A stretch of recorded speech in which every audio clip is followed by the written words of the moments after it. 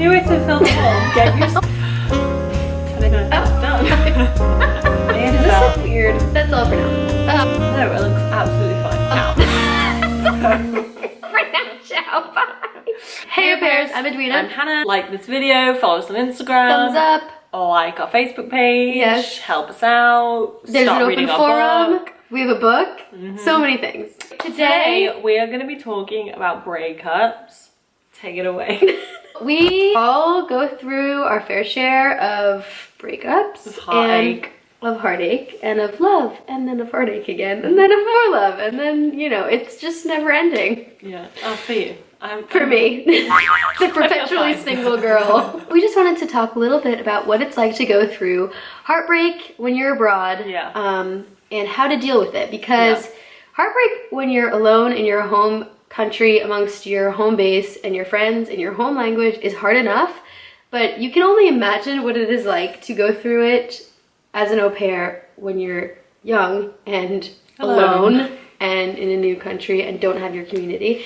And we especially say this because so many au pairs naturally come to Paris on a long distance relationship, which can be hard on itself. So like maybe we'll talk about how to deal with long distance relationships. There's also like, you know, the inevitable breakup if you're dating someone in Paris, like breakups and just sadness in general. Okay, number one, long distance. I would say don't do it. It's not worth it.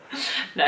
So Hannah had a long distance relationship when she was worst. in Paris. What was that like? I would say that if you're going to be in a long distance relationship, you need to kind of both sit down and discuss how it's going to work before you leave, because we just winged it and we're like, it's going to carry on the same as when we were both in the same place. But because we were both moving to different places and going through big life transitions of our own, things changed. Like we didn't text as much, we didn't speak on the phone very often, and all these things when you're on your own, especially in a foreign city, not without like a community of new friends yet, are really hard, and you become obsessive over them. So I would say you need to discuss how that's going to work first. Like maybe you write letters, maybe you write emails, maybe you speak once a day on the phone and don't text the rest of the day. You need to like figure out how you're going to make it fit around your new life if you want to stay together. And then I would also say you need to kind of really take some time by yourself to decide if you want to be with this person. Like you may be totally head over heels in love right now and think, oh, this is the person that's meant to be for me, but are they holding you back from an amazing year in Paris of making friends? And I know that for me, they definitely were. Like I should not have been sitting next to the phone or sitting next to my computer waiting for a Skype call every day. Good point. I knew that was going to happen, to be honest, and I didn't admit it to myself before I went because I was too scared to actually do the deed of breaking up. So I just put myself through more heartache than I probably could have if I'd have just sat down and been mature about it and been like, this isn't going to work. Like it's hard, but sometimes you have to figure out what's harder. So aside from that, I would say yeah, we broke up. That's not to say that your relationship doesn't stand a chance. Like I know pairs and people who have gone through long distance relationships and it's made their relationship stronger. Another point about long distance is you're moving to a new city, and France is a great place for going on lots of dates and meeting lots of new people. So not just friend dates, like going on actual dates in a new city is so much fun. Like obviously stay safe, stay in a public space, all that kind of thing.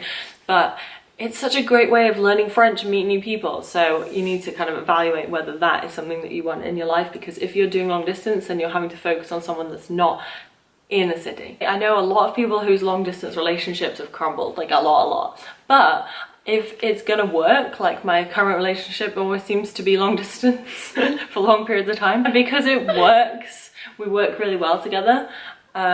It just works. Like we talk when we want to talk, like there isn't the stress of like having to keep it alive.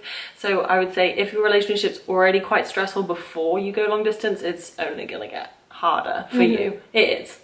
But if you have a relationship where you feel like best friends and everything works so well, then you have more of a chance. So evaluate. Good point, good point. Okay. That's a long-winded So on to the next point, breakups.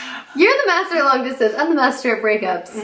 How to deal with breakups and sadness generally when you're in a country abroad. First of all, you're dealing with homesickness when it's your first year abroad, which absolutely sucks. The way to deal with that is to just like ignore it. Call home as much as you can because your family's like, my family for me and my friends were my rock. Like, they just listen to me talk. And it's also a thing of knowing yourself. For me, like, I know that what gets me through sadness now is like journaling, singing, dancing, and calling home and my friends so that they could just talk to me and distract me from my own personal thoughts. But I learned that from going through my au pair year sadness. I mean, not to say that the whole year was sad, obviously not, but like I had to learn about myself in order to like come out stronger. That sounds like super cliche, but that's true. And so I can only imagine having to go through a breakup on top of being homesick and abroad is super, super hard. So how did you manage? First of all, when you're going through a breakup, the hardest part is the fact that you have to find the new rhythm in your life because you have this new empty hole that you spent all of your time with your significant other. Some would say gaping. Some would say gaping hole. It can feel really stark. Give yourself time to like be sad, regather your rhythm in life. After your period of being sad. So like I give myself like a week to be sad. I think that's like a good amount of time. Yeah, I agree actually. And in that week I cry a lot, I call my parents a lot, I mope a lot, and then after that I'm like, okay, what can I do? And I lean on the community that you have. I think that's the biggest advice that I can give is lean on the people that know you in this city.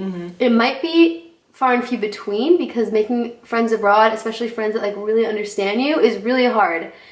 But don't feel shame in like leaning on your friends because what are you gonna do? Like that's your only option and it's way better than being alone in your sadness. Something that I personally do is I lean on my friends that I have. I also go on friend dates to like meet new people and I just try to like busy myself. And something that I have done in my latest breakup, not that this is happening currently.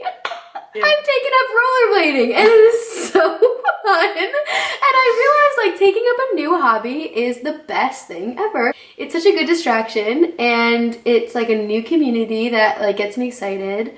And it's something that makes me excited again to live. And to add to that, I would probably say though a few don'ts, which are don't just get drunk and listen to your friends. Avoid the alks, Like, it really doesn't help. It makes you feel so much sadder and worse. So if I know you probably might want to drink wine with your friend when you're feeling sad, I would say get that massive box of ice cream instead and avoid the alcohol. Because I personally was like, drinking with my friends when I got broken up with and ended up like throwing up on my chambre de bon floor and like crying on Skype to my friends, which was messy and embarrassing and added to that feeling of sadness. Yeah, so I would say avoid the alcohol, avoid drugs obviously, avoid partying and clubbing, avoid strangers. Healthy distractions. Hang out with like good friends who are going to make you feel better. Don't talk to people who are like, oh, I told you that you should have broken up sooner. Like, that is just the worst. Those people suck. Watch a lot of films, eat a lot of ice cream. The cliche classics work the best. Get a hobby, like you say. Start painting, write your emotions down. Take advantage of this period of your life. Be the artist that you were born to be, girl, like your boy. I will tell you, it is so fun to go back and reread what you were thinking years later and to reflect and just be like, gosh, what an idiot that person was, or like what an idiot I was, or whatever. Anyway, please go on Amazon, check out our book. We actually have some advice in there, a very bitter paragraph about breakups, which I think is still in there. Leave your comments and talk to each other down below. We love reading what you have to say to each other and supporting each other.